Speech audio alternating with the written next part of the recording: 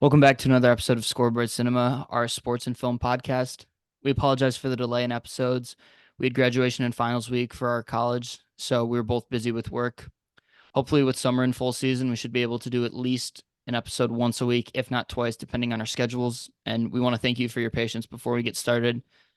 Today, we got a very special episode. We're going to be talking about the 1998 sci-fi neo-noir film Dark City, directed by Alex Proyas and starring Rufus Sewell and Jennifer Connelly. The movie on its initial release was not very successful, especially compared to other science fiction movies like The Matrix, Contact, Gattaca, and others. But since its release, it's been seen as a cult hit, with many people praising things like the set design and the premise of the movie itself. With that out of the way, up next, Sleep Now. Dark City, up next.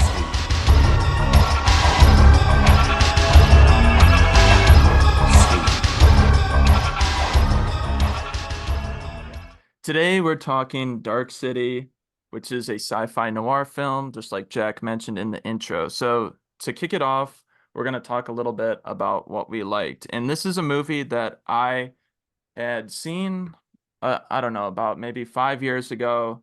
And it was one of the first sci-fi films that I ever saw. I really enjoyed the mystery and the atmosphere of everything. And I used to not be a huge sci-fi fan, but really seeing this movie kind of opened my eyes to the genre.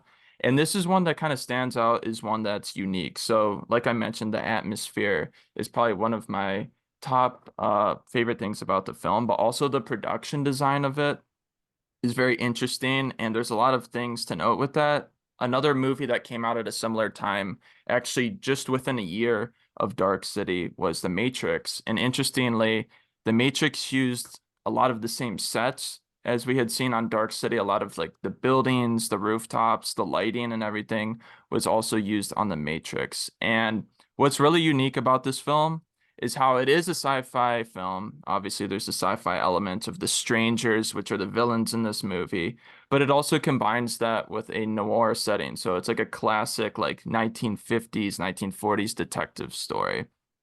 Um, and then something I really wanted to note that I like, basically any movie that begins with like someone sleeping or like unconscious, waking up in a bathtub and like awakening to not knowing what the hell is going on, you know you're in for like a treat with that movie. And this is something that this was like going on in a lot of similar films around the time. I couldn't really remember exact movies that this happened in, but Saw was one where they wake up in like this dilapidated bathroom and they're like, what the hell is going on? And this was obviously something that happens in Dark City.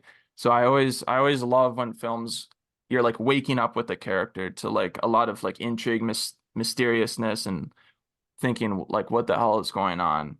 So I don't know Jack's opinion on this film yet, as he had just watched this. So I'm interested to hear, what did you like about this, Jack? Well, so I also agree with you. I did like the premise as well. Off of your mention of movies that start off with mystery, sort of in the middle of the action, I also was instantly thought of Memento. I don't know if he wakes up in a bathroom, but I know he at least wakes up in a hotel or a motel or Yeah, something like that. yeah. And you're sort of like within the action right away. You're like, how did they get here? What are they doing here? Does somebody want to get them? Do they want to get somebody? Hmm. And I think the movie does a really good job with setting that up in the beginning. Because obviously he's implicated in these murders, and you're wondering like, did he do it? Did he not do it? What's happening with him? What about his family life? He has a wife that he doesn't even remember marrying or dating at all. And you're Hmm. sort of like put it in this universe of like, who do you want to believe? And so I really like that. Um, and I also agree. I love the atmosphere as well. Um, I think it's very interesting some of the influences that he had. Obviously, the film noir. Proyas himself also cited The Twilight Zone as a very big influence on it, which had a lot of episodes where the characters would be trapped in this world and not understanding what was happening to them. Their lives were turned upside down from themselves. And I think that's a really good part of the movie. For other things I liked, I thought that the climax, like the showdowns involving the strangers, were also really cool. I thought that the set design, especially of the underground world of the strangers, where they had like that gigantic metallic face that would open up into a clock. I thought Yeah. that was really well done, especially considering that the movie didn't seem to have a ginormous budget. It said it was Yeah. made for around 27 million, which is like not cheap, but like they apparently, according to the production, that wasn't a whole lot of money. And they also, like, this guy wasn't really established, like Alex Proyas, I didn't know before this movie. So I think they spent all the money on like the production design and lighting and cinematography, and they forgot to spend money on the CGI, dude. This yeah, movie, the CGI does not stand up. And like I mentioned earlier, The Matrix came out at a similar time. And the CGI in The Matrix, well, not like perfect, and it uses CGI a lot. At least it's like respectable. Like you can respect it for the time. It's kind of cool to look back because it kind of has like a video game style to it, like where like these early PS2 games had a lot of like cinematic and like graphic similarities to that. But Dark City CGI is so bad. It's so bad. Like especially the scenes like when the strangers die and they have that the like Parasite. parasite Yeah. come out of their head. Horrible. In the Matrix, there's a similar thing. It's like they got this like little worm like insect. Have you seen the Matrix or no? No, I haven't seen The Matrix. So they put this like little worm inside of people to like get it's like a truth serum type thing. And it's kind of like a similar idea as this parasite, but the CGI in the Matrix for coming out 1 year later, you would have thought this came out 20 years later. But then again, that's probably due to the budget restraints. So Yeah, so the Matrix budget was $63 million. So more than double. that's more than double what that was. Although when it came to that effect, I was curious because it sort of reminded me of The Abyss, which of course came out, I think, 9 years before this movie came out. So that Mhm. budget was estimated between 43 and $47 million. And those effects even are honestly held in higher regard and just hold up better than what Dark City had. Yeah. And yeah, like you said, they might have just misallocated their budget and spent it too much in one technical side and just didn't have enough for CGI. But I don't know. I think they don't show it that often, and I think they kind of have to. But Yeah. you know, It they definitely work with what doesn't. they got. Yeah, it doesn't like ruin the movie, but it kind of takes that's like a big negative I noted about the movie in turn like personal thing to me, but like it kind of takes you out of the immersion a little bit at points. A lot of the action and like action scenes at the end, like the final showdown and whatnot, it looks a little bit goofy because of the budget restraints. But then again, in like The Matrix, it also looks a little goofy. But for some reason, it just I could buy into it more in The Matrix. But something else I want to talk about, like you mentioned, or we both had mentioned, the production design. This movie, like just the like city and environment it takes place in, this reminded me so much of those like Joel Schumacher Batman movies. Or I guess not Joel Schumacher, Tim Burton. Um Like Batman Returns or yeah, whatever. yeah, Batman, the one with the penguin. I can't remember. It might be Batman Forever, where Danny DeVito plays the penguin. That's Batman Returns. Yeah, so just like it reminded me of like Gotham City kind of. Like it had that like gothic feel to it, very dark. I don't know if they use because I know they used a lot of the same like set pieces from The Matrix, but I feel like they had to have borrowed something from those Batman movies because it seems like a Tim Burton world almost. Yeah. They said for the inspirations, they also wrote down a movie called Metropolis, which was a silent film in the 20s that was sort of like this grandiose set design. It similarly pictured this dystopian world Hmm. that showcased like skyscrapers and buildings and these larger than life set designs that are also shown in this movie. I just have a question for you. How did you feel about, like, you said you criticized the CGI. How did you feel about whenever like the clock would strike midnight and a building would be like inserted or reshaped into a different one, or they would like smush them together? Did you have any opinion on that? Did you think it Yeah, looked good or it looked weird? no, I actually love that part. That's like something I'll talk about later. That's one of my favorite parts of the movie is like when that clock strikes midnight, everyone goes to sleep and then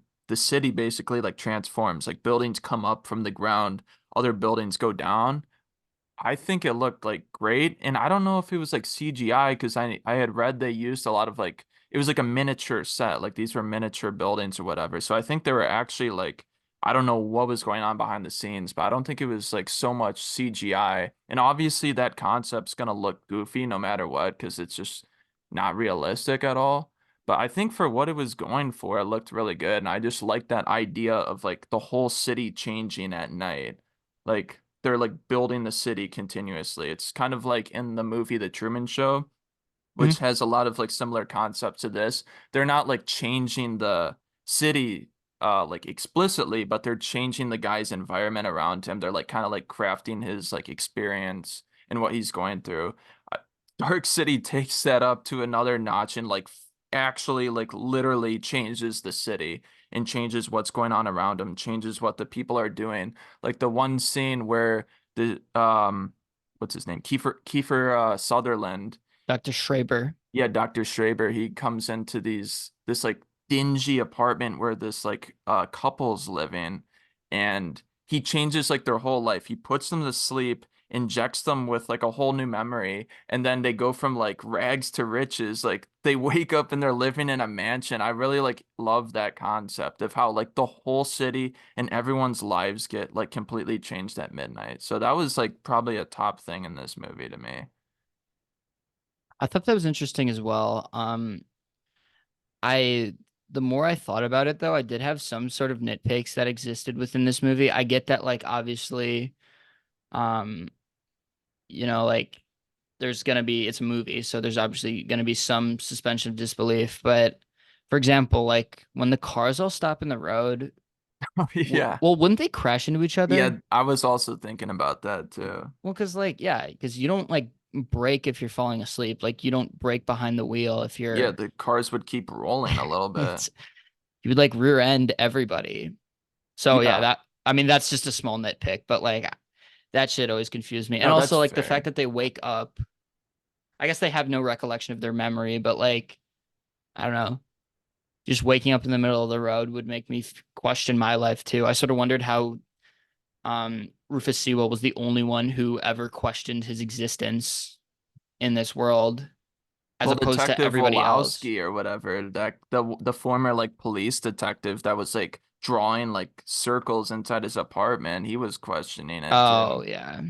I think it was like Wolowski or with something like that. There's I don't know. Woloski, there's Hasselbeck, there's Tim Hasselbeck Tim or Matt Hasselbeck. Hasselbeck or whatever. Well, it's one of the detectives, and then Bumstead too.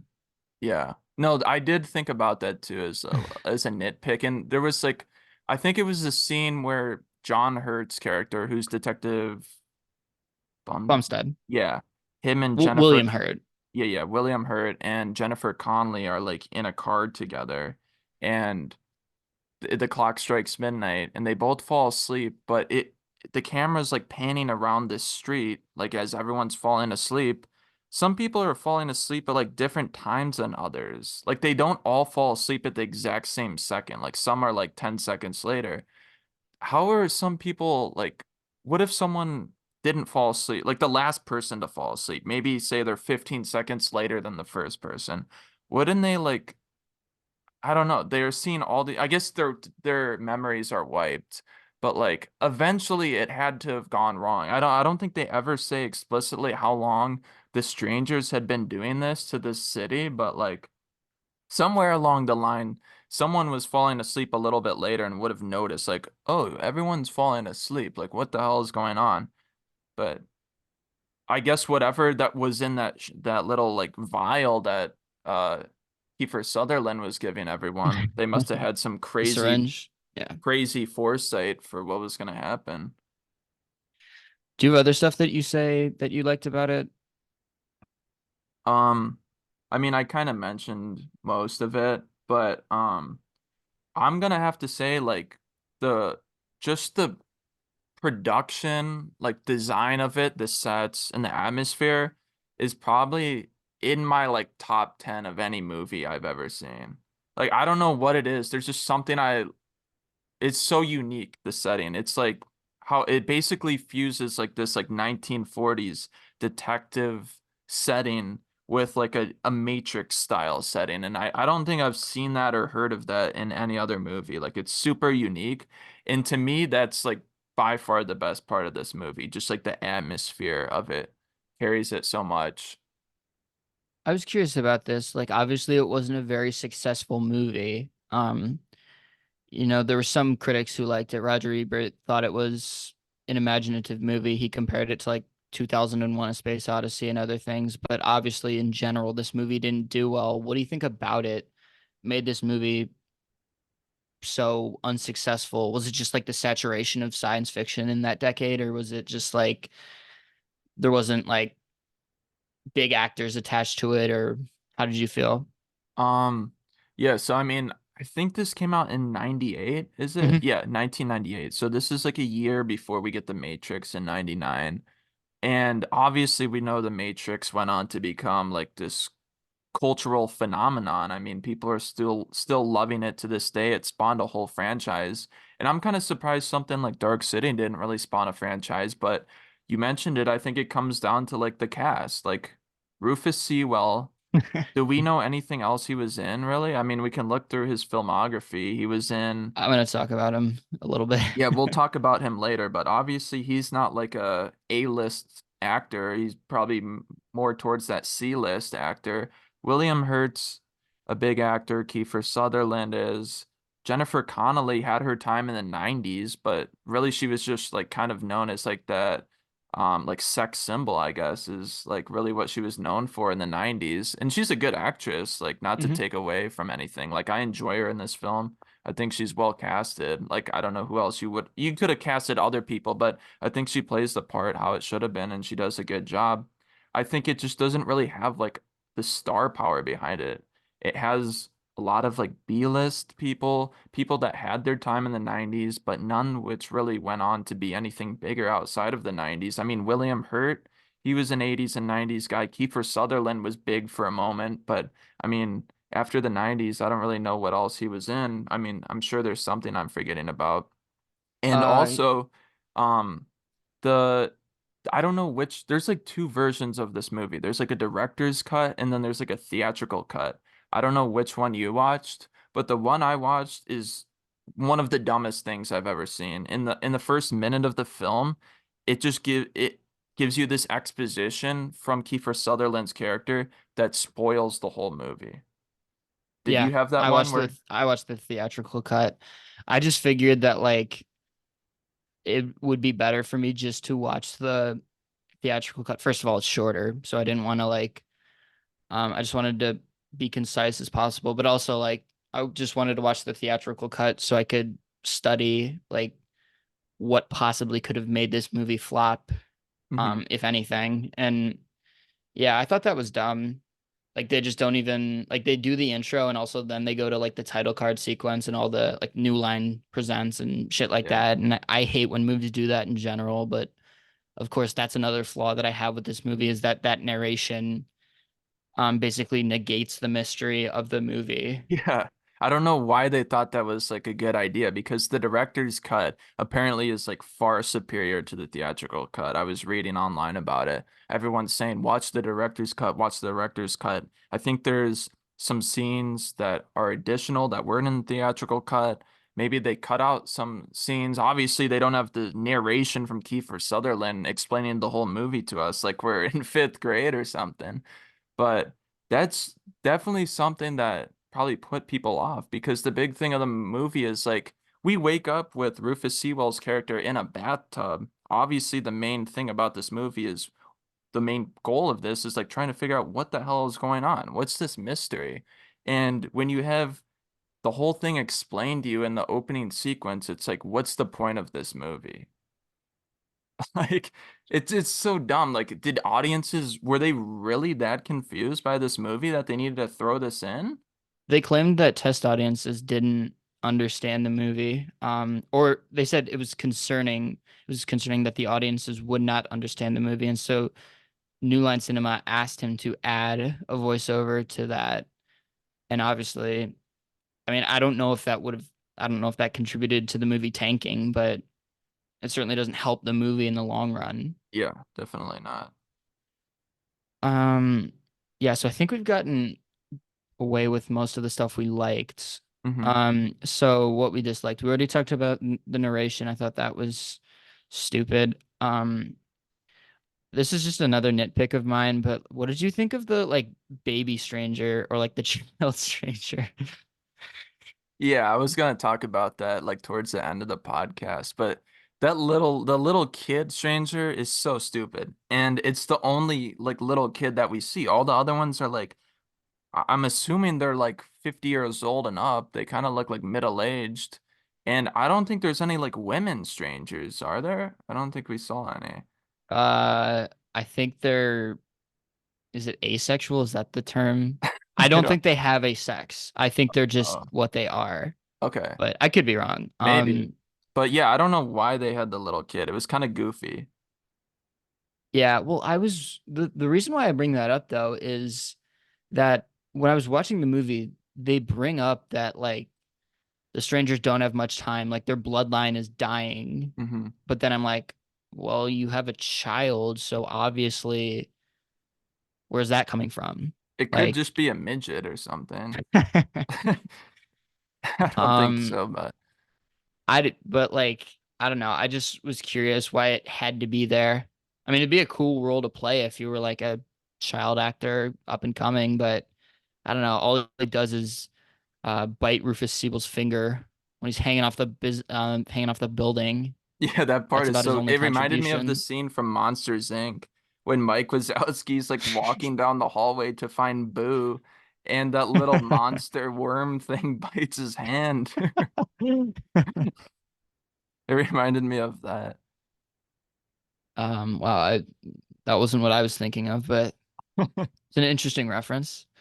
Um, but yeah, that's a nitpick more than anything. But another thing that I didn't necessarily like is I just didn't really find the strangers that intimidating personally. I thought they were interesting as villains, but like as an actual threat, I mean, especially when faced up against Murdoch, like they basically just have knives. That's like their combat because they can make other people go to sleep and that's their superpower, but like they're no different from like a street thug you would find in Chicago. Well, Like they if can you fly though. I mean, yeah, they can fly, but like that's another thing that like sort of gets lost is sometimes they can and sometimes they can't because there's in the scene where the buildings smush together, like the one the one stranger's trying to get away, but he can't like get his coat off of the rail or something, and I'm like, can't you just fly away? Like I thought that was your superpower. And then he just gets crushed and his blood splatters like a ketchup packet all over the building wall. Yeah. So Yeah. I don't know. I don't know if that's like a only can fly at some point in the day thing or not, but whatever. I don't know, but yeah, that's interesting that you talk about how the strangers aren't really like as intimidating as they should be. And I think they could have been. The big thing with this movie is they reveal everything way too early on. Like the scenes of the strangers like down below the city and their little, I don't know what you would call it, like their little arena thing that they're in. They should not Um, have revealed that that existed till at least midway through the movie. I'm trying to remember when they reveal that It's initially. super early on. It's like within the first 20 minutes of the movie. They're not hiding the mystery. Maybe they do it in the director's cut, which I've never seen, and that's the one that everyone recommends to watch, but the theatrical cut is the one that everyone's watching on streaming and watching these days. So like the mystery gets revealed so early on that like the strangers intrigue goes away because you know exactly what they are. If they had kept it in the dark, what the strangers were, like if you had just only seen them, like there's that one scene early in the film where the strangers are coming up in the hotel that Rufus was staying in where the prostitute gets killed. We see the strangers coming up the elevator and walking out in their like trench coats and hats. If they kept that scene a little bit more like mysterious and didn't show their faces and just had like shots of them behind or like farther down the hallway so you couldn't really see what they were and kept it kind of similar to that for like the first half of the movie, I think it they would have been way more intimidating and intriguing because we wouldn't know what they are and they look a little like creepy if you don't know what they are from afar, but once you see them up close and see they're like basically look like they're like starving, like they're super skinny and like pale, and then you hear them talk and they sound like they maybe completed a first grade education at most, then you're like, okay, these are kind of goofy. Yeah. And well, also they're basically like vampires, right? Because they can't be exposed to sunlight. Yeah, they're like alien Um, vampires. well, and I don't remember if I interpreted this correctly, but are they also allergic to water? I think Is so. that what they said? Yeah, Like, because the thing with rock, what is it called? Pebble Beach or not Pebble Beach? no, What's it it's called? Shell Beach? Shell Shell. Beach. Yeah, Shell Beach. Yeah, that's I think that's like the whole thing about Shell Beach is like the strangers are like allergic to it, so that's why it's like hidden away or whatever. But yeah. Well, okay, so that's another thing that I'm gonna say about what I disliked about this movie. It just this again, this is more of a comedic nitpick, but like I don't exactly understand how this works. So, um, Rufus Murdoch, whatever his first name John is, Murdoch. John Murdoch. So he shows down with the strangers, um, which is like Mr. Hand, Mr. Book, and Mr. Wall. He kills them. Yeah, he kills He like Mr. What's it? is it Mr. Mr. Hand? Quick. He Mr. kills Mr. Quick. Quick. Okay. So he kills Yeah. Mr. Quick. He uses like the force, whatever it is. Yeah, He like telekinesis. shoves him into a water tower or whatever the hell that was. And then all of a sudden, in this one compressed water tower, he basically like recreates the earth out of like a water tower. Like he just fills up an entire planet with water to make an ocean out of, I don't know, however many gallons of water that holds. I don't know. He just turns into God at the end of the movie. He is I get he's God supposed to be though. well, he is supposed to be like a superhero, but like, I don't know. He's the chosen one. He's supposed to be like the most powerful out of all of them, so I guess he can do like unthinkable things. I don't know. I just don't personally for me, I think that's a lazy um plot device for like an ending. Like, oh, the character's God.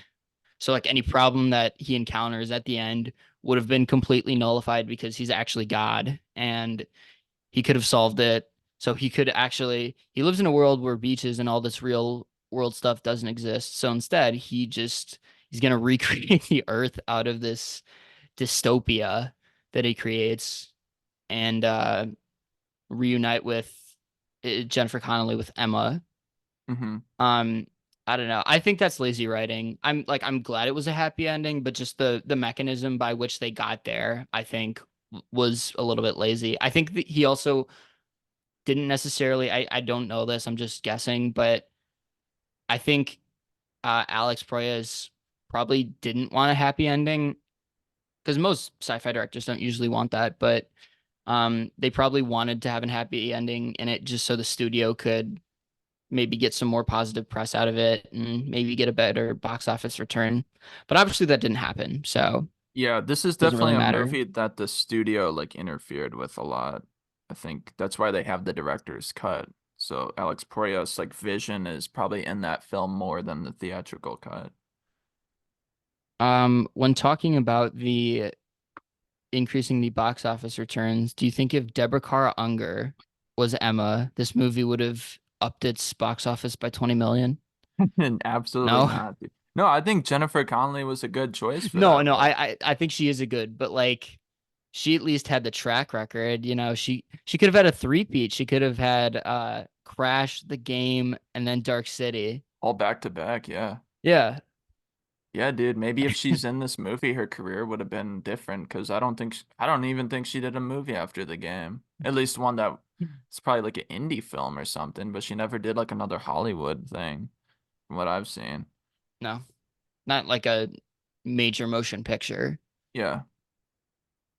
Oh, Um, I also had so you talked about how you kind of like the like final showdown and or like the fight scenes at least. I know there's some goofy elements to it, but what do you think of the fight at the end where it's Rufus Sewell, John Murdoch, he's up against like the leader of the Strangers, which it's Mr. I don't think they ever say his name, Mr. to be honest. Hand or something. What do you think about that scene where they're both like floating up in the sky?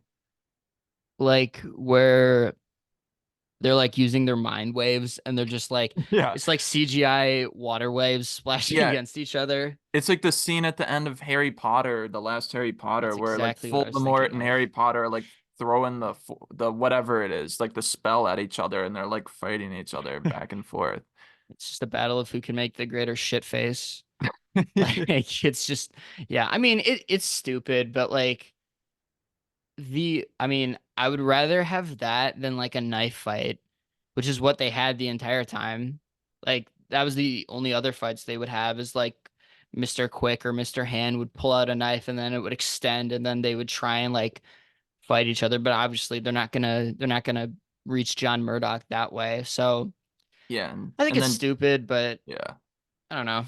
and John Murdoch, like his, I think he used a brick as a weapon at one point. He throws like a brick at one of their heads or at the end. Man, I don't remember that. I remember one of the guys throws the knife and then he like uses his mind powers to like flip the knife and then Oh like yeah, rocket it toward him and then yeah, send him into the water tower after that. yeah, I thought like I thought it was stupid, but personally I was dying laughing the whole time. But I don't know. I think like I don't know because it's not an action movie, but I don't know how we would have had like a showdown with all those people and like made yeah, it yeah. I don't a know. conclusive ending, but whatever. Yeah, Um, all right, so Alex Proyas was another talking point for our overview. So he's got like an interesting career. I wouldn't say he's a great director. I mean, I guess I haven't really seen too much, but he he's only made as of 2024, he's made 7 movies.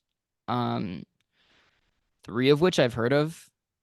I've heard of this, The Crow, and I, Robot. you But never heard of Gods of Egypt? okay, so I I remember I went to a movie theater to see an Egyptian movie. I don't remember if it was this one, but if it's the one that I'm thinking of, that's one of the only movies I've ever paid a ticket for and walked out before it's finished. I walked out after like 40 minutes. I don't remember if it was this one exactly. I've been texting my friend to remember what ticket we bought, but if it's this movie, God, he fell off because that Yeah, well, movie is from what I was terrible. seeing, people were saying Gods of Egypt's like one of the worst movies of all time. Yeah, I mean it rocked the Raspberry Awards. Oh, the Razzies or whatever. Yeah. Yeah, Yeah, I mean, this worst guy, director and worst picture. yeah. I mean, Alex Proyas had The Crow, which have you seen that or no? No, but I know the notoriety behind it. I know that was the original Alec Baldwin movie where one of their cast members tragically gets shot in the abdomen and dies, Yeah. which honestly I think is the only reason why that made a lot of money. I feel like it wouldn't have made that. And I think like had he not made money from that, I don't know if he would have even been able to make Dark City.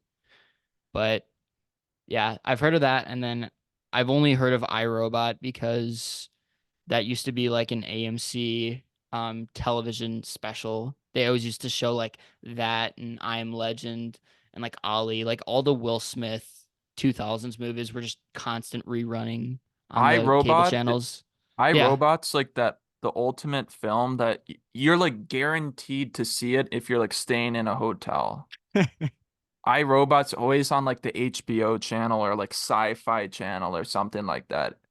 It's always on. I don't know what it is, but it's always on there. And I mean, I'm sure if like we were younger in the 90s when Alex Proyas was first making films like The Crow, because I mean, I haven't seen The Crow. I've been wanting to see it for a long time, and I've heard that it's been like a really like inspirational film for a lot of like darker superhero stuff. Like, I mean, most recently the Robert Pattinson Batman film, I think they talked about The Crow was a big inspiration for how they crafted that film.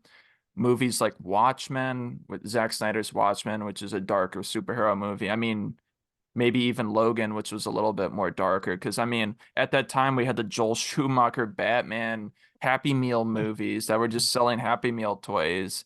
And at that time, superhero films were a lot more goofy, campy, over the top. And The Crow really changed how people looked at superhero films at that time and made them more of like a bleak, dark, almost like, from what I've heard about The Crow, like almost like a horror movie at parts.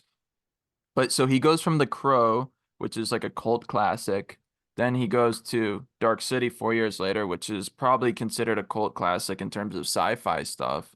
But then, yeah, he gets iRobot, which is regarded as like an average film. It still gets a lot of play. It probably made a lot of money at the box office. It's a Will Smith feature in the mid 2000s. But like after that, The Knowing or Knowing, I've never heard of it in my life. And then Gods of Egypt, which you said possibly was one of the only films you walked out on, and I've heard nothing but awful things about it. What happened to this guy? Because I mean, he was promising at one point, like he had super unique ideas, but like, how does this happen? I mean, we see this occasionally with directors who start off really strong and then they just disappear. Like, how does this happen? Did you read anything about that or? Um, I don't, I'm not super familiar with like his process for directing, but I don't know. I think that even in his best movies or his most regarded movies, they had studio interference. Yeah. And with the exception of iRobot, which was a commercial hit, Hmm. a lot of his movies just didn't really profit at all. And Gods of Egypt especially, it didn't even like it made 10 million over its box office. I think ideally you need to be at least twice your box office, or like your box office needs to be twice the size of your budget, if not two and a half. And obviously it was like a terribly received movie. So I don't know. Once you fail at that level, it's pretty hard to come back from. Yeah. So I don't know. I think he just had an unlucky draw. A big thing I also was reading about is I'm pretty sure he had the same cinematographer for The Crow and Dark City, which are obviously both shot like very darkly. They have a very similar setting. From what I heard, after these two movies, he had like a falling out with the cinematographer and never worked with that guy again. And that was something that I was reading about that maybe contributed to his fall off. Like maybe he was carried by the cinematography a little bit. Hmm. Which I mean, that's my favorite thing about this movie is how it looks, not so much. I mean, the plot's obviously interesting, but it falls off after a little bit. And I'm pretty sure Alex Proyas wrote this movie. Um, and I think he wrote The Crow too. If not, it might have been based on a comic book, but um, I mean, the look of this movie, the atmosphere, what's like that's probably what carries it the most. Obviously, the plot's interesting, but it gets spoiled so early on, it kind of loses much of its potential, I would have to say. Yeah, so I'm looking through the Letterboxd cast and crew, and he wrote Dark City, but he wasn't the only writer. There were three other writers Oh, okay. that partook in this project, and then I haven't been able to find the Oh, the David other S. Goyer wrote directorial. this? Okay. Are you familiar with his work? Yeah, he's the guy that wrote the Christopher Nolan Batman movies. Okay, so I mean, there you go. There's the inspiration right there. Oh, Yeah, he did the Blade movies too. yeah, he did I can see Blade, he that. did Man of Steel, Batman Begins. I'm pretty sure he had worked on like the Dark Knight stuff too. I'm sure. He's done Okay. he's done some horror movies. He's done Hellraiser, The First Omen, which just came out recently. Yeah. Hellraiser. Okay, that's interesting too because I think that when I first saw the strangers, I thought they looked a lot like the Cenobites. Like I thought Yeah. they're like designed, the pale face, the like the leather jackets they were wearing and stuff like that. I thought that Mhm. was all very similar, and I Yeah. was wondering where they got that inspiration from.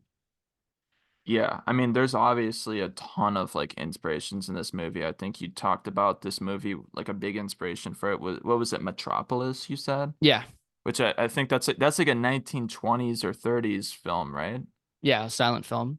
Yeah, so I think this movie's like taking a bunch of inspirations and like molding it into one thing because obviously we see the noir aspects of it.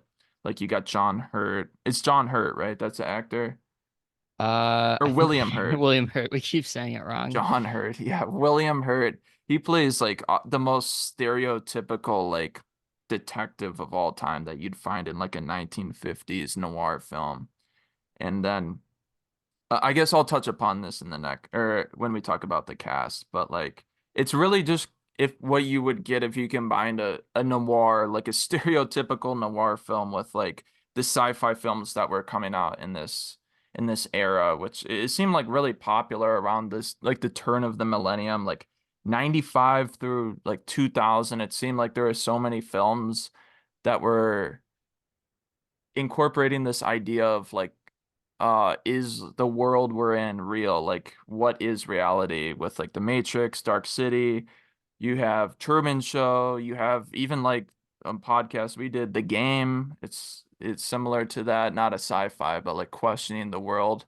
There's probably so many more that I'm not even thinking of. I mean, one that came years after Inception also deals with like a dream world and like creating the world around you, stuff like that. But it seemed like that was like super popular around this time, and they wanted to like capitalize on that.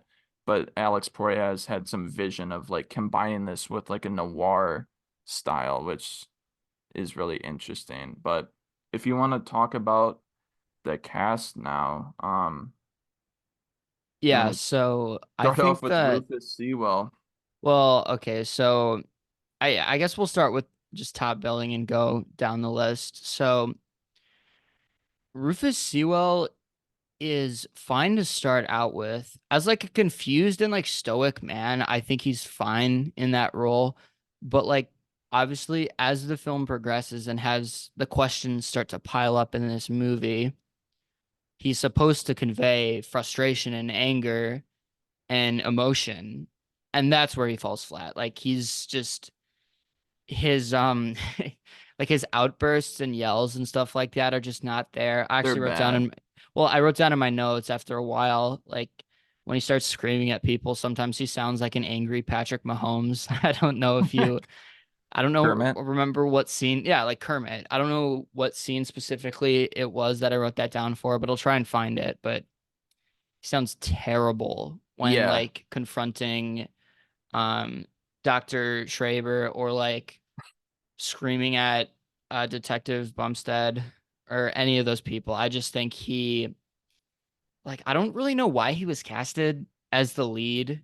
I get they don't have a ginormous budget, but like the supporting actors were very established supporting actors before and after this movie. So I don't know. I guess he was just rolling the dice on a yeah. lead actor, and they didn't say anything for who like was the main choice or if there was a main choice for Dark City for like the lead, but I I just don't know. can't believe like there's no scenario in my mind where Rufus Sewell was just the top listing for a role like this. I even Yeah, think like I don't know, I was thinking of like who could come after um and I was thinking a guy like Joaquin Phoenix. I feel like he could have done something like that. Like he was established. He didn't really do like the dark independent projects yet, but he did like To Die For at this point. He worked with Jennifer Connelly the year before in a movie called Inventing the Abbots. Or even like I don't know if he was established at this point, but I think like if Guy Pearce did something like this, I uh think he could have yeah. certainly rocked a role like that. But Guy I think Pearce is he's a just good choice. completely miscast in that. Guy Um, Pearce, you could have had like Ed Norton do it maybe too. yeah, he would have been on the table, and he would have been cheap too because he was only it was the year after Primal Fear, so Yeah. you certainly Also, could have like done the that. you talk about Rufus Sewell's like outbursts and when he's like showing strong emotion, the way that like I didn't touch upon this earlier when we were talking about what we disliked. I just now remembered because you brought up his outbursts. The editing of like when he's yelling or confronting someone is so fucking weird. Like they edited it so weird. There was like multiple times throughout this movie where it was in a lot of the scenes where he's yelling, but also some of the scenes where he's like talking to himself or talking to someone the lines of what he's saying are not matching up with what we're seeing on the screen. Like his mouth will not be moving, but he'll be saying something. I noticed that multiple times. Like the movie was not synced up at times, and it's just like the editing was so weird during those outbursts. Like the camera would like pan so much, it would cut at like inappropriate times. And also something is like in between scenes. Like if it cut between a scene of maybe William Hurt talking to Jennifer Connelly trying to figure out what's going on, then it cuts to a scene of the strangers in their little like cavern or whatever. Like the cuts would be so harsh. Like it wasn't like a natural transition. Whoever edited this film did not do a very good job. But onward with the cast. Okay, so yeah, so first billing, Rufus Sewell, that's a swing and a miss. Next up is Kiefer Sutherland. So, okay, I have sort of a mixed opinion on this. Like, I think his character calls for him to be a goofball, but I think there's times where he really sort of dials it up. Yes. Um, Yes. Specifically, there's one scene where like he's in a hot spring talking with one of the with one of the strangers, and he's just like swimming around lollygagging and just like being a smiley little goofball. And like I know he's not supposed to be a villain, so I'm not exactly supposed to be intimidated by him, but I also can't really take him seriously.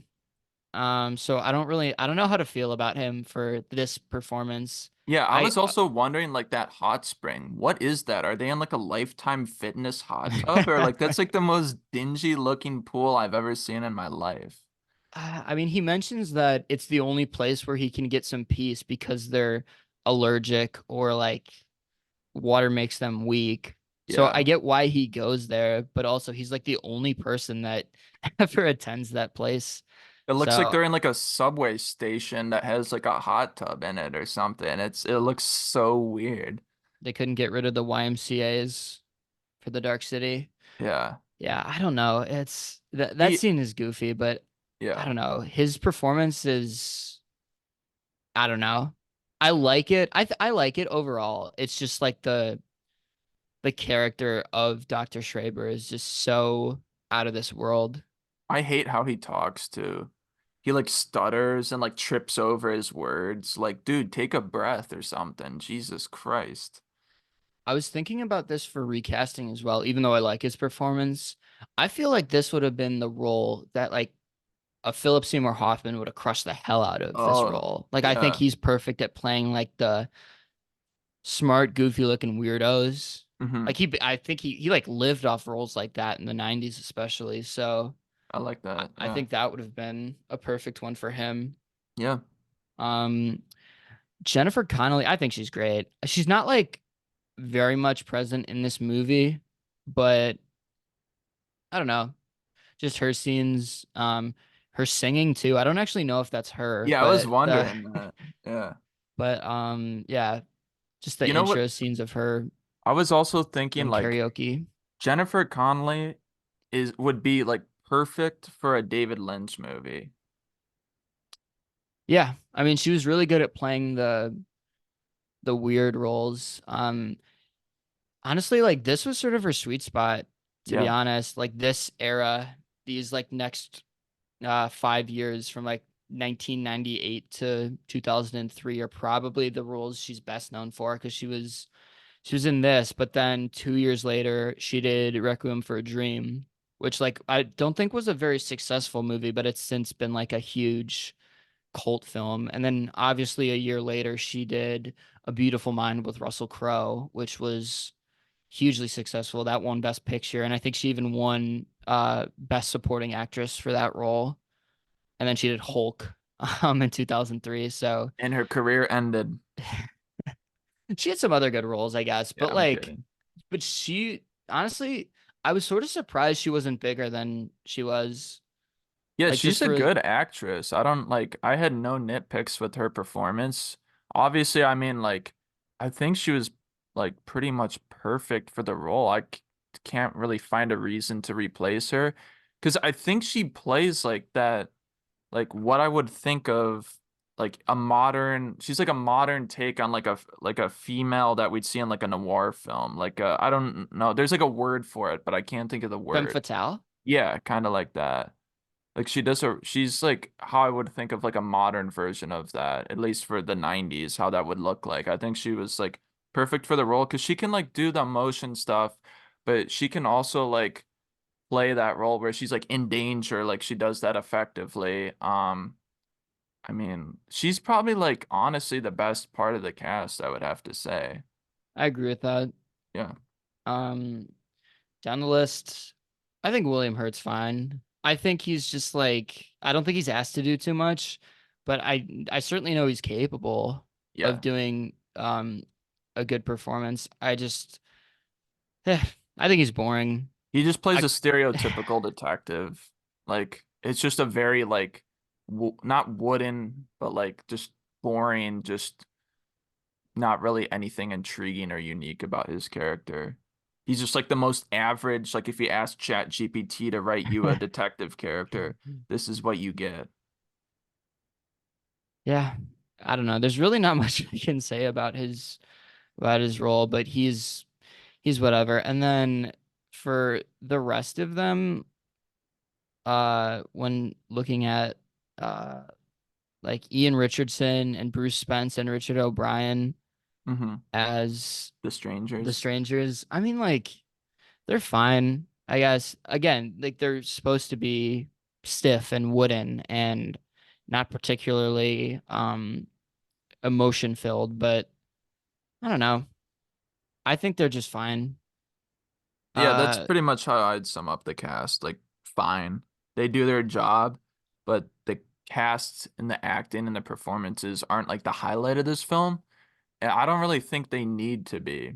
I think The Strangers could have been like something pretty special, like a pretty unique character. I look at like The Matrix, which has the agents, Mr. Smith or whatever, Agent yeah, Smith. Agent Smith. Yeah, I mean, those are like that's played by Hugo Weaving. He's like a super memorable character. He's one of the most memorable characters in that movie just because he's so u unique and like his vocal patterns and like he's a AI. He's like a robot and he plays that super well. I think The Strangers could have been something similar and been like a memorable character in that same vein. I don't know if it comes down to the acting, the writing. I mean, it might come down to their mystery being revealed super early on. Like, there's not too much intrigue after the first 25 minutes with what they are.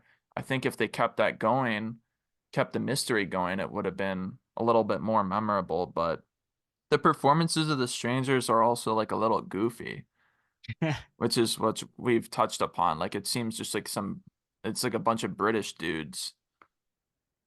Yeah, I don't know. I think that like they're just a little too one note and monotone. Yeah. And like I think you can do that and still be effective. Like I often harken back to Javier Bardem in No Country for Old Men. He's exactly monotone in that movie, but like the way he portrays his character is what makes him one of the best villains ever put to screen. And I'm not expecting like I'm not saying The Strangers would have been like the Darth Vader of the 90s, but I think they could have still stood out and I don't Hmm. know. I I don't agree. I think they just could have been played better. I think they were written a little bit goofy too. Like they just seem like something taken out of like a goofy comic book. I mean, that's really what they are. This is like a comic book style movie, so that's why a lot of the performances are a little bit goofy. But I think it just comes down to the way they were written by the writers. I don't think it's anything to do with like the performances failing to reach the mark or anything. Yeah. I think they're just fine. Yeah. Um Moving on to compare them to other films of this era. So I'll be honest, my 90s science fiction film knowledge isn't really that great. Just for like the 90s movies off the top of my head, I've seen Strange Days, Star Wars Episode 1, I've seen Dark City, and I've seen 12 Monkeys. Those are like the main big ones I've seen. I Yeah. really haven't seen a lot. I haven't seen like the Terminator movies or like The Fifth Element or The Matrix, most notably. So I'm pretty much gonna defer to you for this, but like how similar do you think this is to like a Matrix or a Fifth Element or a Gattaca? Yeah. And what specifically about Dark City, like what deviations exist in the movie that make it unique and or better? Yeah, so I mean, I touched upon it a little bit, but the big one, I mean, there's faint comparisons in other movies. I don't know if The Truman Show necessarily is considered a sci-fi movie. I honestly don't know what It you'd could put fall that under. under, but yeah, I mean, The Matrix, you haven't seen it. I don't really want to spoil it. But that's the big one. I mean, they used similar sets. The this production design was very similar. The lighting, the cinematography is all very similar. But like I don't know how to go about it without spoiling it, but like the agents in the Matrix are like basically the strangers, but I mean, they're playing the same role. They're not exactly the same, but they're playing the same role. Neo, played by Keanu Reeves, our favorite actor of all time, is basically playing Rufus Sewell, John Murdoch, just better. Um, I'm trying to think like there's not really like a Jennifer Connelly role. I guess You, Carrie Ann Moss's character, but not really. There's not really too many similarities. But Rufus Sewell and Keanu Reeves' characters are very similar. The strangers and the agents are very similar in the Matrix. A lot of the action, the ideas behind the action, like the are very similar, but I think the Matrix does action better. Like they kind of have like a kung fu style to the action in there, which I enjoyed better. Like it is definitely goofy, but it's cool. It looks cool. The Dark City's action isn't very good in my opinion. It looks a little I stiff. agree. Um, but also the ending of The Matrix and the ending of Dark City have a lot of similar ideas and themes, which I don't want to go into. But if you watch it, you'll immediately recognize it. I don't know if you'll like the ending of The Matrix too much, Okay. but the fact that The Matrix came out a year after Dark City is actually really interesting because that's something that a lot of people always debate, like who ripped which one off. And I know there's a lot of times where people are like, "Oh, these movies are so similar." And a lot of times it's the comparisons aren't really warranted. Like maybe there's one thing that's similar between the films, but like The Matrix and Dark City genuinely are like super similar. The Matrix does some things better. Dark City does some things better, but like there's so many ideas that are similar and like something that I was talking about, like these sci-fi movies and not just sci-fi, like even thriller and mystery movies of the late 90s when like it was coming to the year 2000, people were like, what the fuck's gonna happen? Like, are we gonna die? Or like a robot's gonna take over? Is technology gonna take over? So I think a lot of the themes and in Hollywood and like films at the time were like a lot of paranoia. And I mean, we can really see that in like this movie, Truman Show, Matrix. There's this one, one movie called The 13th Floor, which I haven't seen, but apparently that one's also very similar. You have a lot of David Fincher's movies were kind of dealing with like existential stuff and like reality, bending reality. Christopher Nolan was coming out at that time with like Memento and Insomnia. I mean, it was just a big thing at the time. So I think a lot of those movies were all borrowing a similar idea but spinning it on their own. So, but The Matrix maybe ripped off Dark City, honestly. And I don't think that's a negative thing because I think The Matrix built upon a lot of ideas that Dark City had and made it better. Specifically the action. And then just our last talking point. Obviously, this will sort of compare some with the Matrix as well, but like just with the overall atmosphere and setting. Um, I would say personally for me, my favorite thing is just how practical all the locations are. I think that obviously knowing what we know now about like how CGI is like heavily relied upon in cinema now more than ever. And again, like CGI was known at this point because Jurassic Park had come out in 1993, and so people were like, "Oh, this is beautiful. Like we could really use something like this." But I think the fact that because this movie had that the budget that it did, only $27 million, um, sometimes when your budgets are tight, it can really embrace creativity, and I think this movie is no exception to that because I think like the set designs of the buildings, the atmosphere, and just the layout of everything is really cool, and I think that's what makes it stick out Yeah. above other science fiction movies. Yeah, I mean, if this movie was made today, the whole city would be CGI, unfortunately. And honestly, a lot of the Matrix, they do have practical sets at the beginning of the movie, but eventually it becomes CGI for a lot of it. So I think that's something super unique about this movie is it kind of embraced like a old style of filmmaking where um like real they didn't want to use CGI. They wanted to make it look like real, unique and like authentic, which is something that I can definitely appreciate. And I think a lot of like film fans appreciate where they use practical effects rather than CGI. So that's definitely something that makes this film stand out. But I mean, I've talked a lot about like the aesthetic, the atmosphere. I don't know if there's much more to say about that. We've kind of ran through that, but Yeah, I think we've covered all the bases. So yeah, we're gonna take a break, and then on our next segment, we're gonna do our scoreboard draft and cut segment, and we'll see you on the other side.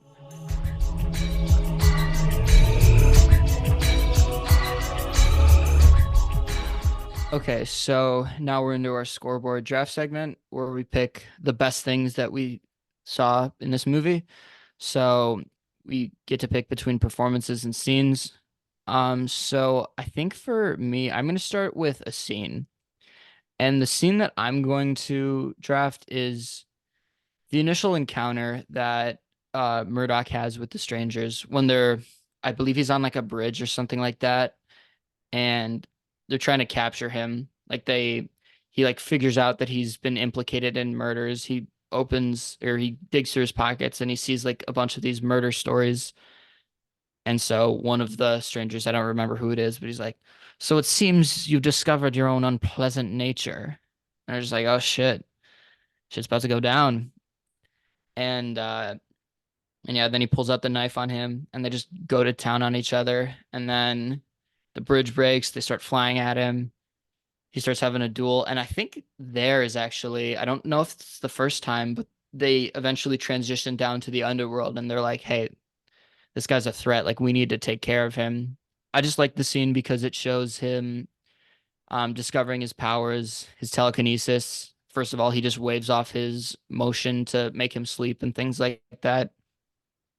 And honestly, you were talking about how most of the action isn't very good, but I actually think in that scene it works pretty well. I think it's a little weird how like when they start hanging on the ropes, it sometimes goes into like this slow motion effect, which I don't really understand.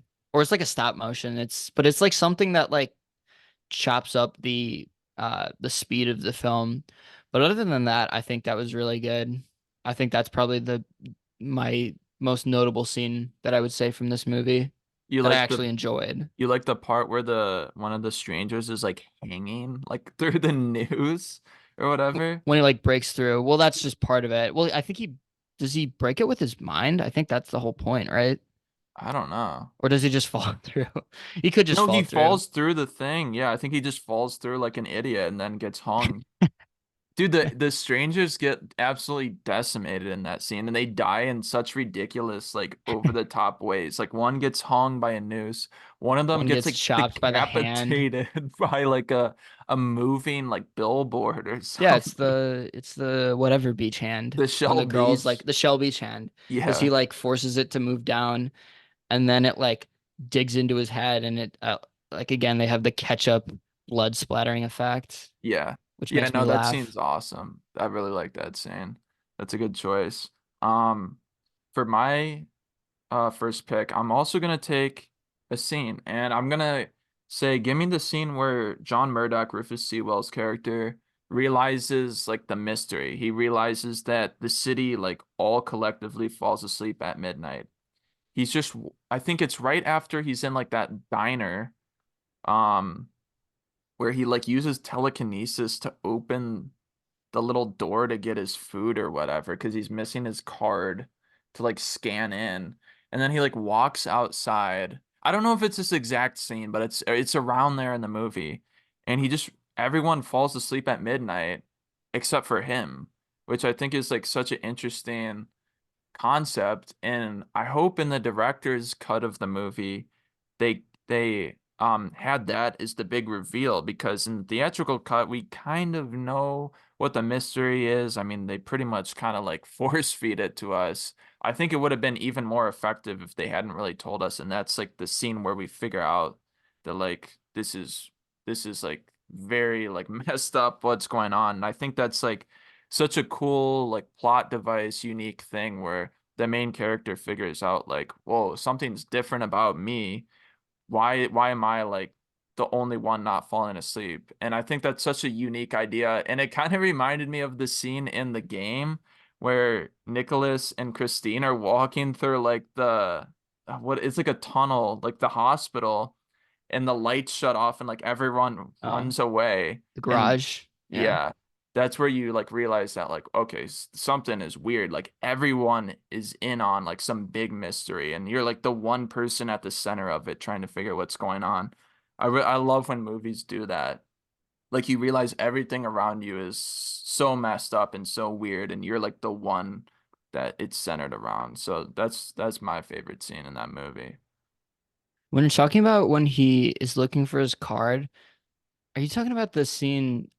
I don't know if this is a connected one, but like, do you remember when he walks into that, like, it's like a restaurant or something like that, but it has like individual food items, Yeah, each in that's what like I a was parcel talking about. package? Yeah. That's so stupid. I don't know what the hell the purpose of that is.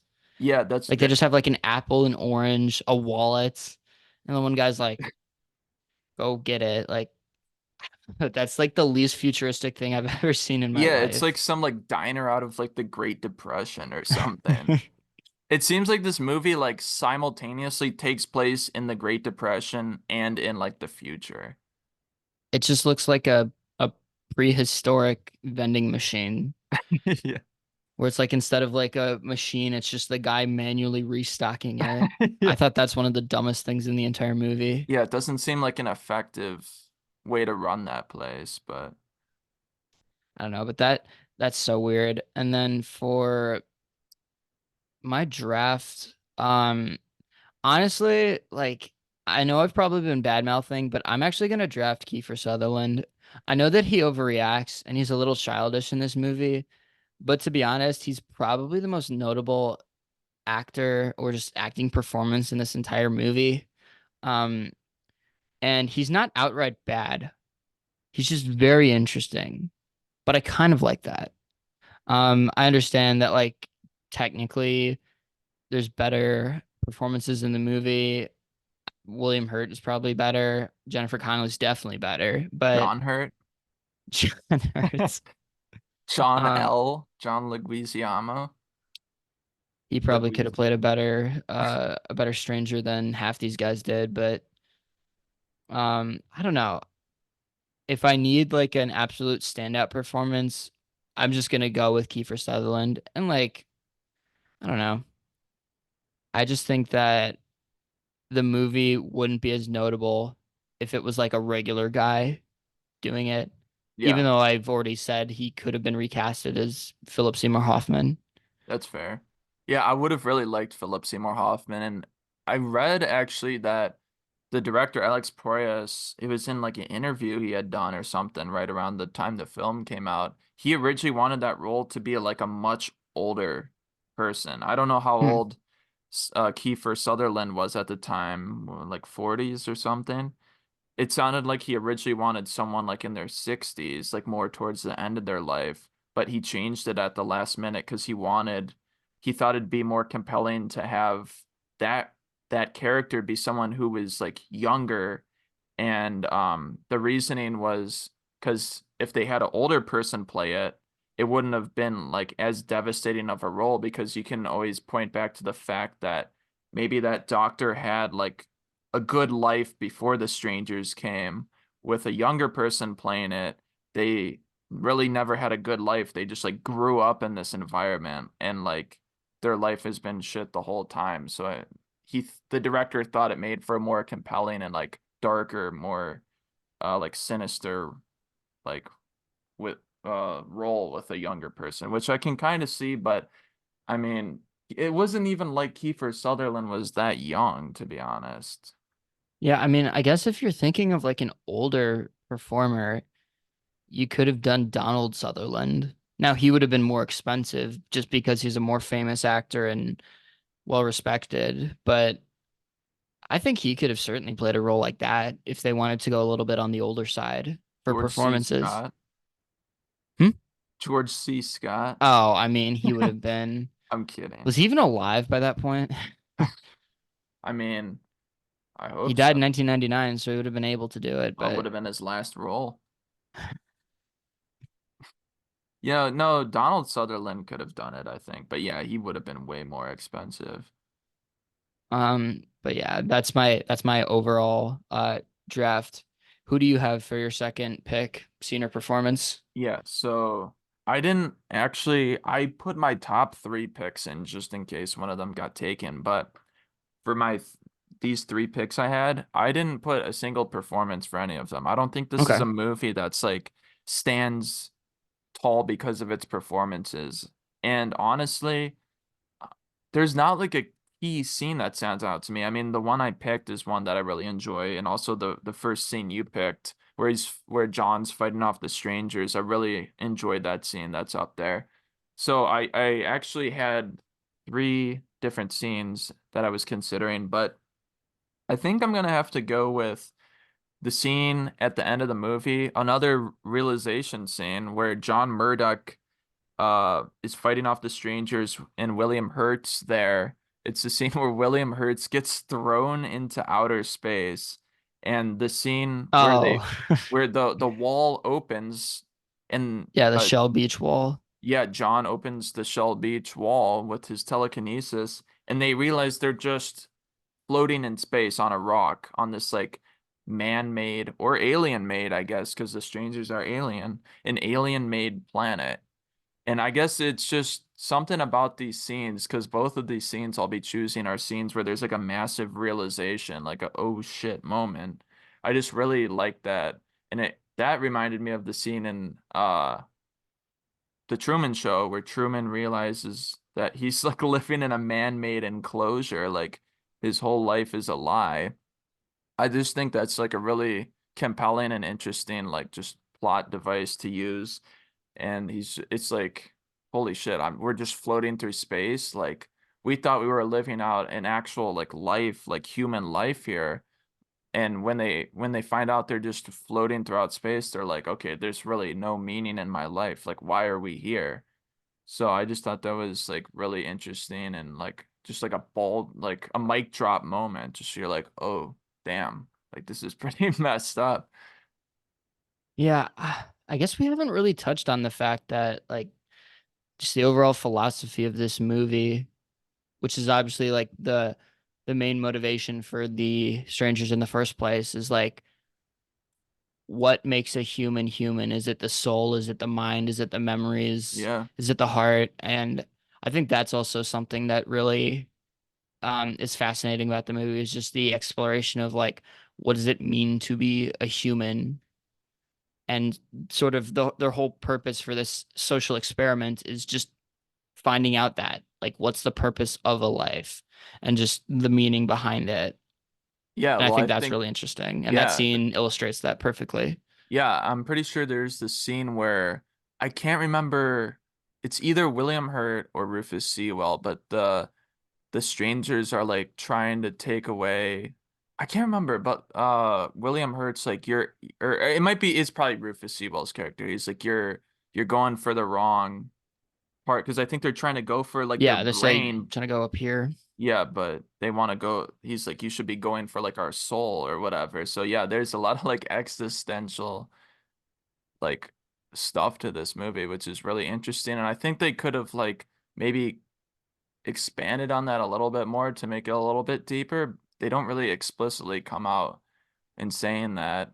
Like at times they focus a little bit more on like the action and like just the gravity of the situation rather than like the idea of just being on this like alien planet that you had no idea. Like you're just a pawn in a game. Like you're just on a I Monopoly board. I have to imagine that the director's cut probably explores more on that existentialism in the movie because Yeah. I'm sure the studio probably told him to cut that out. They're probably just like, oh, it's just exposition or you're just being preachy or shit like that. So Yeah. I'm sure that's one of the things that they told him. Yeah. Imagine if Rust Cole was on this planet, dude. He'd just be like, oh, just gotta roll with the punches, man. Or some shit. He'd be like, I want to go to sleep. He'd probably go to sleep anyways. Yeah, he'd just be like, put me to sleep. Yeah. Um, and then yeah, with that out of the way, let's go to the cuts, the waiver wire releases that we think could have made this movie better.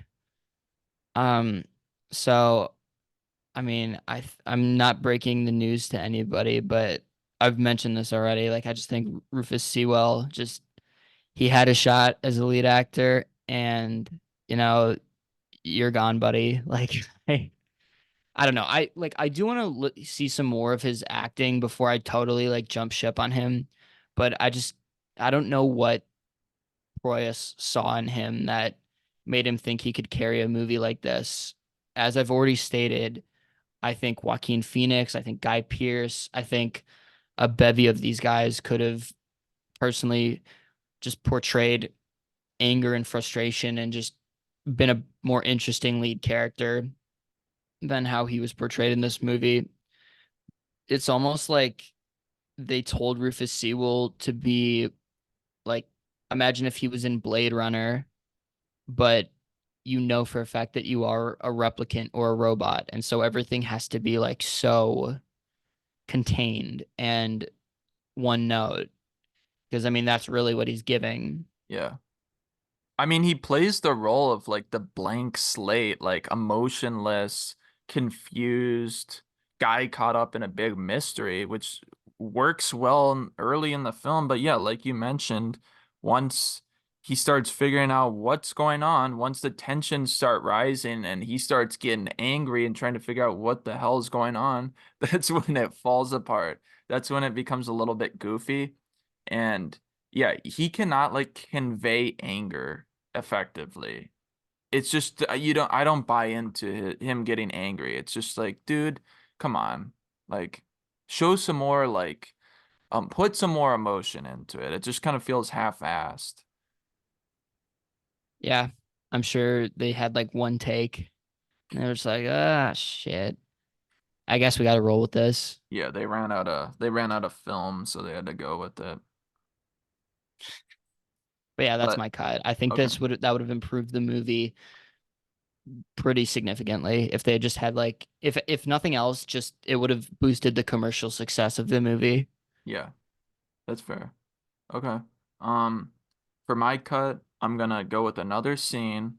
I'm gonna say like the finale, like ultimate showdown scene between Rufus Sewell, John Murdoch, and Doctor or Mr. Hand, whatever the leader of the strangers, whatever Mr. Book, Mr. Hand, Mr. French Fry. I don't know what his name is, but the scene at the end where they're like John and the stranger are floating above the city and having the Harry Potter fight, but with their minds, it looks so stupid, dude.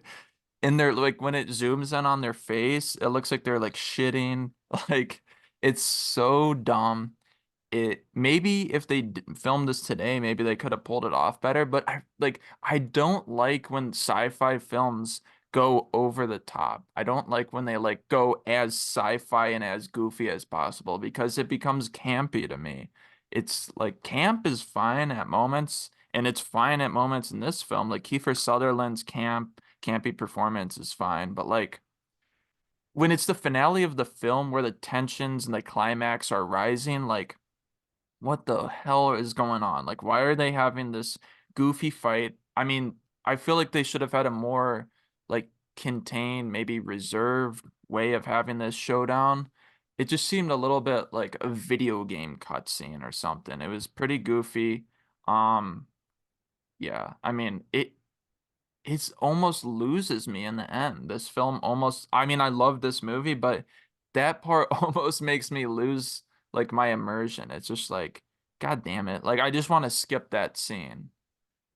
I like how you say it reminds you of like a video game cutscene. I could totally see that on like a one of those PlayStation video game cutscenes where you just have to like mash the X button Yeah, as the fast as quick you time can events. just Yeah. to make sure that you overpower Mr. Hand's force.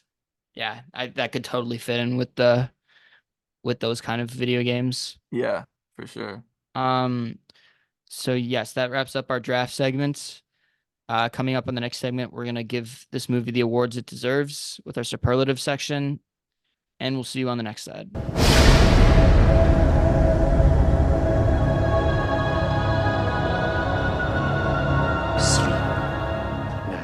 All right, so welcome to our superlative section. We're giving the film the awards it really deserved. As always, let's start off with the Russell Wilson Award for Who Let Them Cook in this scene. I just gotta like wonder if I could be anything in my life, I would want to be a fly on the wall when Alex Proyas is directing Kiefer Sutherland to like doggy paddle through the hot spring. He's talking to one of the strangers. I'm not even gonna try to figure out who it is, but Dr. Pizza or Mr. Pizza. Mr. Beast. Yeah. But like, I don't know. I just don't really understand. I guess another criticism that I could say about this is like the tone of this movie. I don't know if it's trying to be like weird and intimidating or weird and funny, but this scene certainly like hurts the tone of the movie for me. I mean, it's like it's supposed to show that this like he's the only human who's working with the strangers and like they're sick of his shit. Like they're like, "Hey, you keep letting this guy get away and he's the only one who could destroy this planet or this world." But Kiefer Sutherland's just like smiling and being an absolute goofball. And I don't know.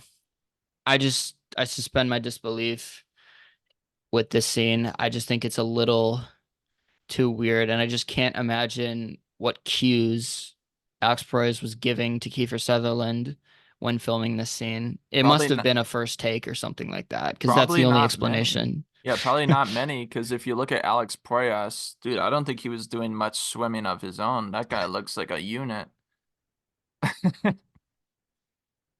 Yeah, yeah, he kind of reminds me of the Dune Part Two guy or whatever, The guy that's in the mud bath or whatever. whatever it is. Yeah, kind of reminds me. Yeah, Stellan Skarsgård, I think, who yeah, plays that yeah. That's role. Stellan Skarsgård. Yeah, yeah. Okay. I can't even tell if you like Kiefer Sutherland in this movie or not, because I mean you chose him as like your top performance, but then it I seems just like thought it was the most notable oh performance, which I notable. think you can agree with me on. Yeah. Yeah, that's fair. Yeah, his performance is very interesting. It's very like it like fits the movie, but it also does not fit the movie. It fits it in moments, but in other moments where it's trying to be like dark and like bleak, his character is not doing that. But the way it was written, I guess it works, is a campy performance. Um, for my Russell Wilson Award for Who Let Them Cook in this scene, I'm also gonna take a book or a page out of the Kiefer Sutherland book, and I'm gonna talk about another scene where he gets confronted. It's the scene where John Murdoch comes up to Kiefer Sutherland and he's like, "What the hell's going on? Why are they after me?" He's like, "I know you know the answer. Tell me." And we see the strangers like just spawn out of a wall or something. And then John Murdoch runs around a corner to hide, but Kiefer Sutherland's goofy ass is just like laying down on the floor trying to find his glasses like he's Velma from Scooby-Doo or something. He's like, "Where's my glasses? I need my glasses." And the strangers confront him and like pull him up by his shirt and like hold him up, and they're like, "You keep losing him. Like, we need to get a hold of him. Like, are you working with him? Like, what's going on?" And Kiefer Sutherland's just like stumbling over his words. He sounds like he might have like a reading disability or something. The way he's talking is just so ridiculous. I'm like, can they do this off screen? Like, I don't want to see Kiefer Sutherland anymore. Can they just leave it ambiguous as to what the strangers are doing to him? Like, I think that would have been more effective if we see the strangers walk up and like grab him, and then the camera like pans so that we can't really see what's going on, maybe making it seem like they're like hurting him or something.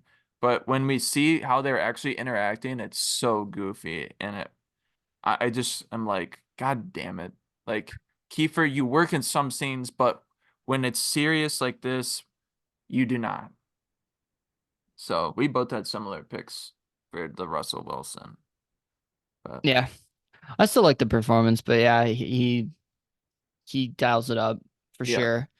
The next award is the Shannon Sharp Nightcap Award for most out of pocket scene in the movie. I don't really know what to put for this, to be honest. There's not really any scene that feels out of place. I suppose if I had to pick one, I would just say like the opening narration, just because of how it basically stops the movie before it even gets a chance to start. But I would say like this movie does a pretty good job at being concise throughout the movie. yeah, I guess like if there's yeah, anything else is like just regular filler that you would see in any other movie. yeah. Yeah, there's not really like an explicitly out of pocket scene, but I did find one. I did find one scene, and my pick for the Shannon Sharp Nightcap Award is, like we had been talking about, the little kid stranger. They Oh, go to I the one prostitute lady's apartment. I don't know what her name is, don't even know if she has one. but they go to her, the strangers go to her little apartment or den or whatever she lives in, and they let the little kid like kill her or stab her at least, and Yeah. she's like completely in the nude. She's naked. They have no like concept of like maybe the little kid shouldn't be here right now. Like, there's a naked lady in the room. They just let this like 5-year-old kid just stab her to death. And then we see her dead like later on in a scene. She has uh like circles on her. Like they carve it into her. Yeah.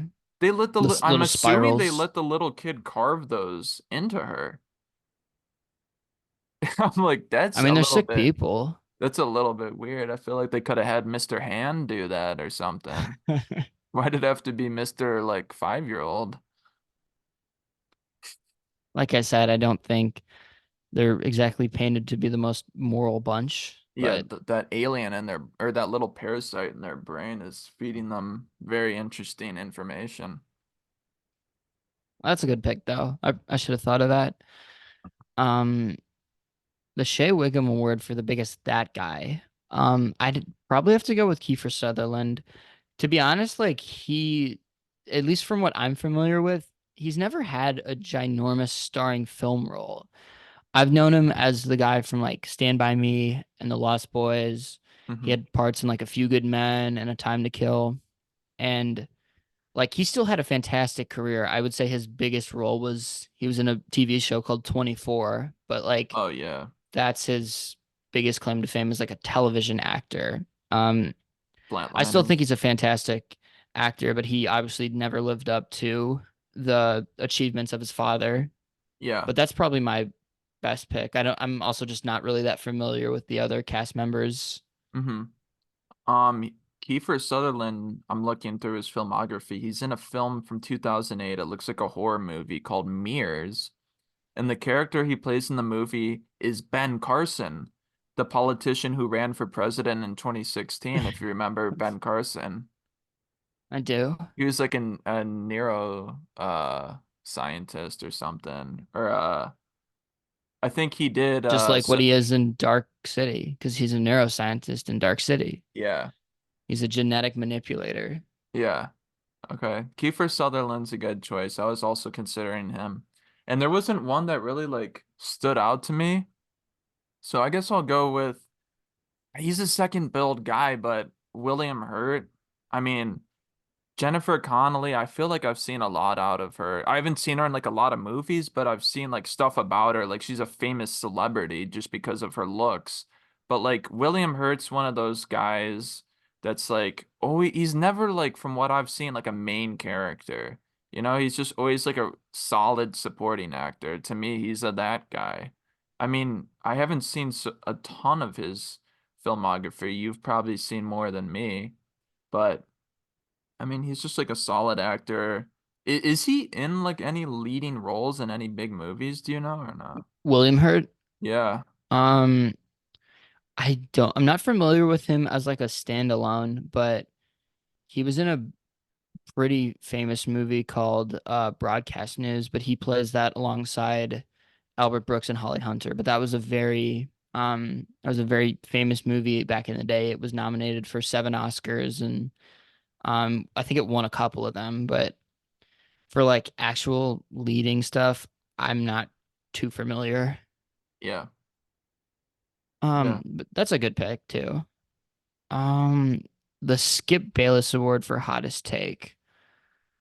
So to be honest, I think this movie could have been all-time great if it just had a more famous director or writer in it. I'm not necessarily saying that Alex Proyas did a bad job, but I think because he was unproven and because he doesn't have the cachet of somebody like a James Cameron or a George Lucas or other science fiction directors of that era, they weren't able to fund it. And so some good things came out of it. Like obviously they had to focus more on set design instead of computer generated imagery, and that works well to the movie. But if they had somebody who was more famous and could allow the studios to give them more cash, then they could have avoided these stupid mistakes. And also he probably wouldn't have been afraid to edit or add certain things like an opening narration or other things that would have, in my opinion, derailed this movie. So I think that's my hot take for the movie. Is this a top four science fiction film of the 1994 through 1999 period of time? Well, I mean, I'm not too familiar, like I said, but I'm I mean, kidding. that's some pretty elite. You said 94 to 99. Yeah, I'm just kidding. I'm just doing a parody of the world Bill famous Bill Simmons. Simmons.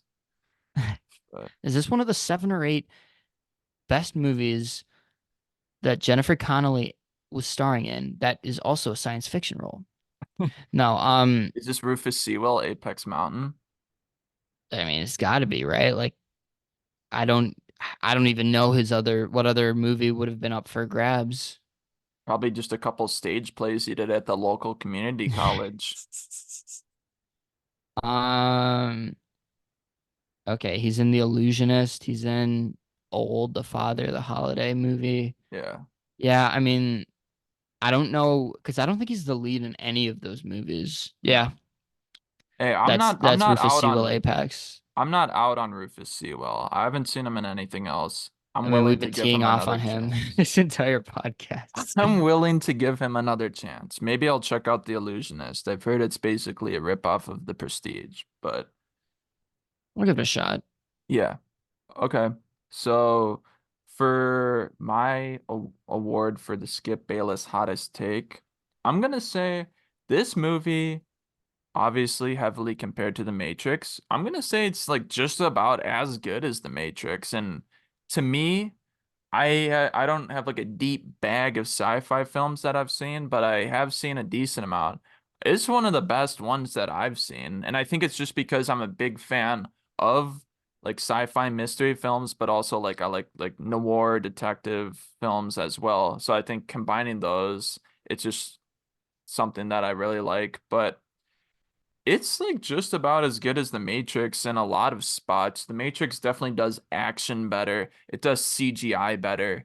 It might do cinematography better towards the end of the film, but like I think the mystery of Dark City is more intriguing than The Matrix. I think the production design is better. The atmosphere, for the most part, is better.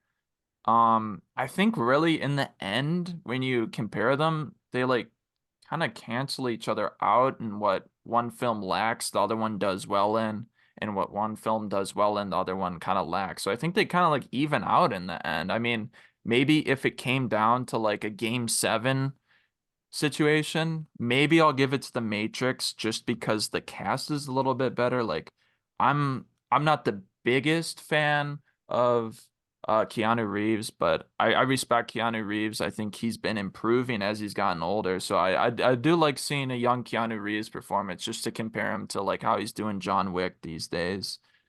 Carrie Ann Moss is a great actress.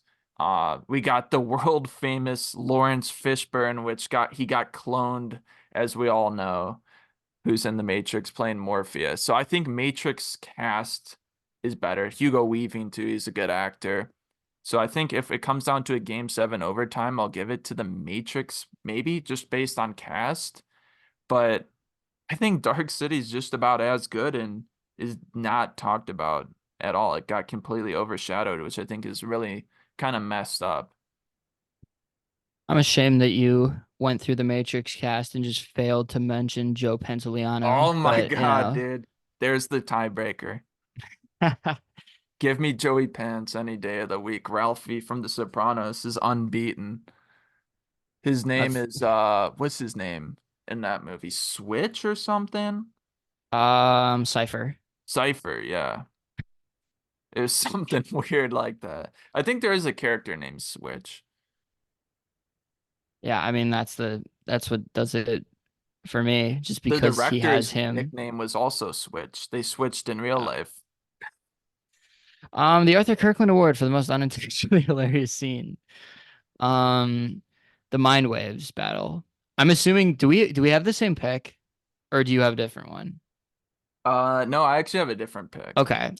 So, I mean, I've said it before, but it's just like at that point, I'm assuming they recorded linearly with the plot.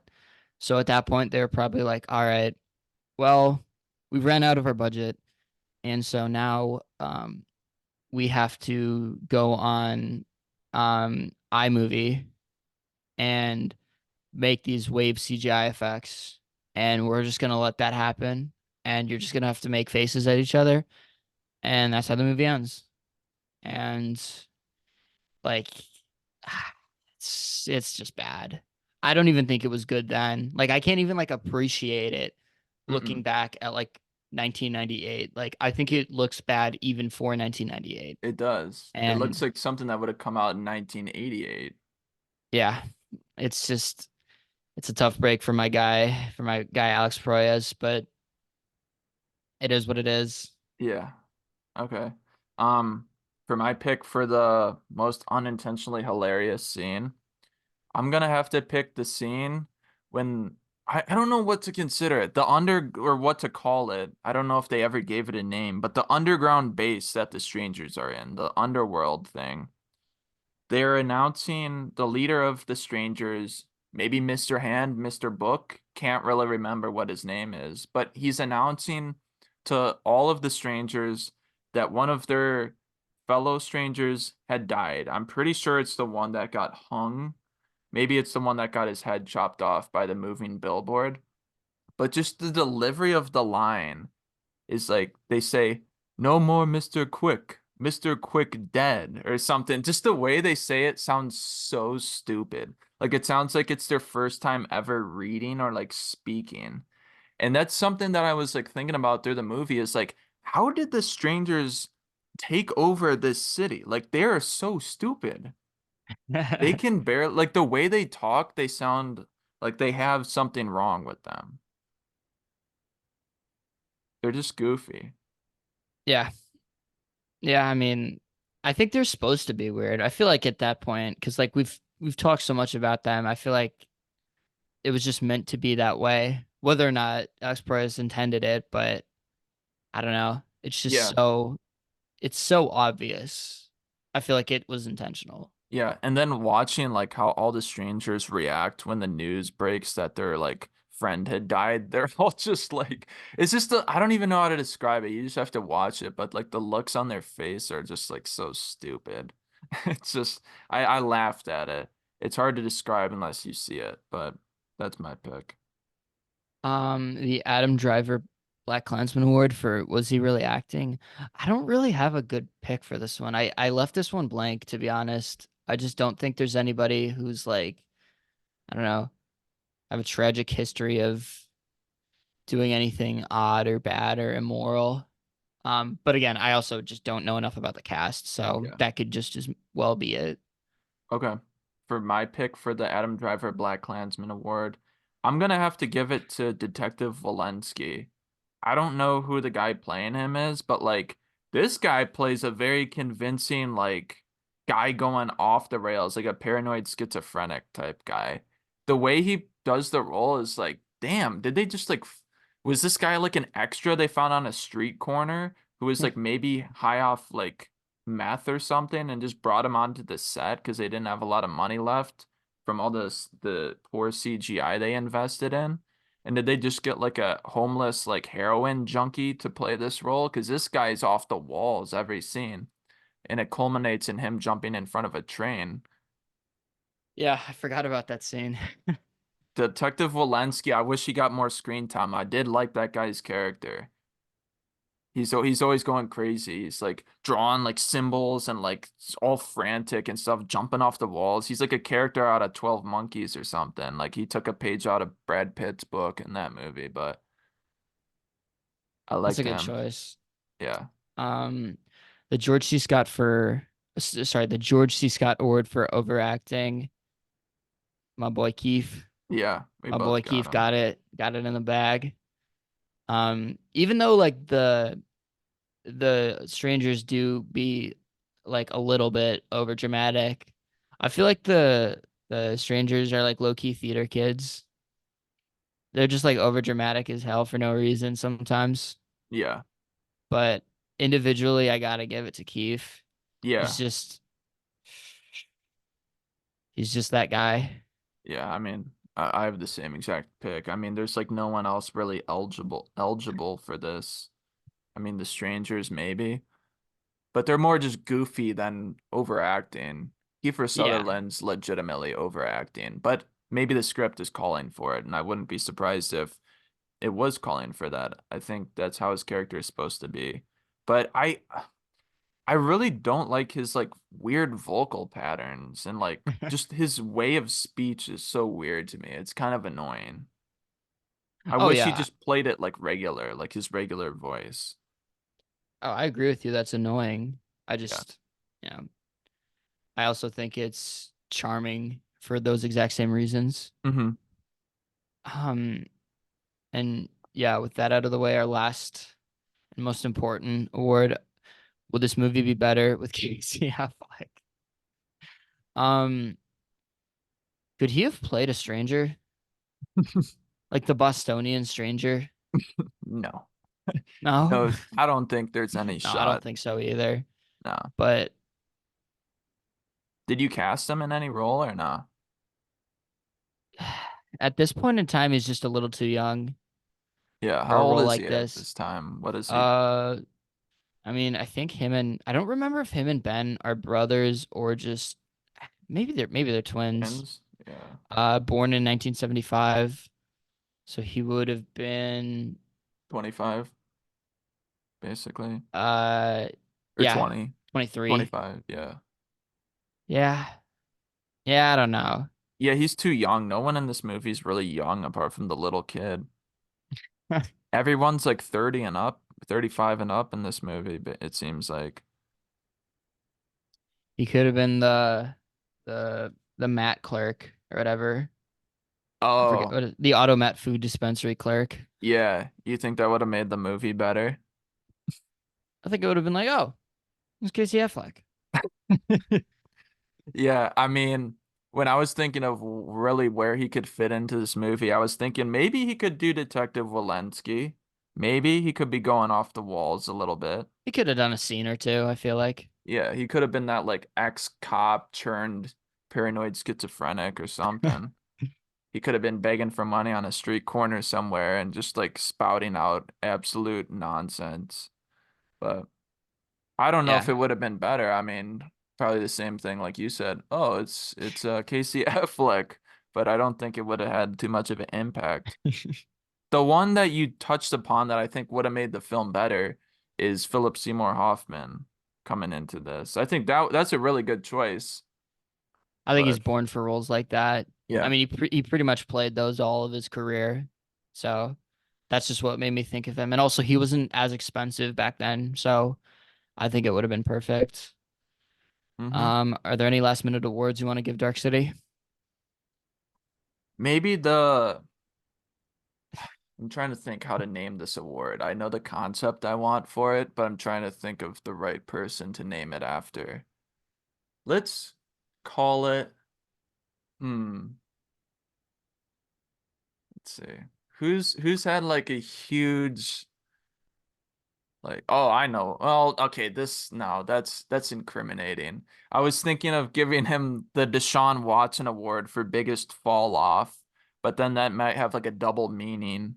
I want to give an award to Alex Proyas for the biggest fall off that I've seen in Hollywood. I mean, obviously there's probably bigger, but like just I that we're on the mean, topic of Dark City in terms of directors, this guy might have one of the biggest fall offs.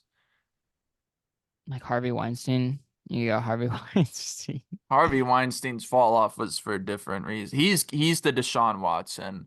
The New York Uh Giants are having a worse week than Harvey Weinstein yeah. or whatever that was. Yeah, the Deshaun Watson award for unnecessary extracurricular activities goes to Harvey Weinstein.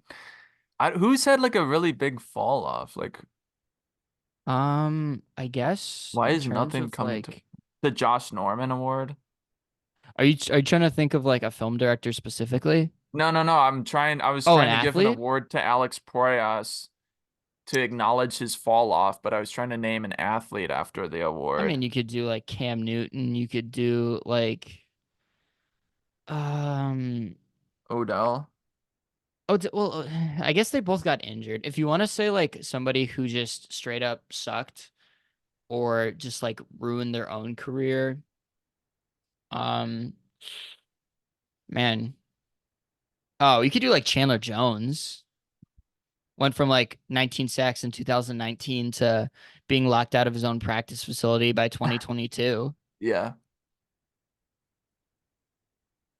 Maybe like a Mitch Trubisky award for initially showed promising potential, but ultimately turned out to be a bust. That could be the Alex Proyas award. He Okay. dropped The Crow in Dark City, which showed some promise, and then he went on to make Gods of Egypt, just like Mitch Trubisky's time in Pittsburgh. Pretty, you can't get much worse than that. Oh, that's fair. I can't think of any immediate words, but there'll probably be something come to mind. Yeah. Um, but yeah, with that out of the way, thank you so much for listening to our episode. Like I said in the intro, we're gonna try to dole out more episodes. Try to get ourselves on a weekly basis. Hopefully, even some weeks, depending on our schedule, we could maybe do two a week if our time is open. We don't know what we're gonna do for next week, but we'll figure it out soon. Thank you all for listening, and as always, take care.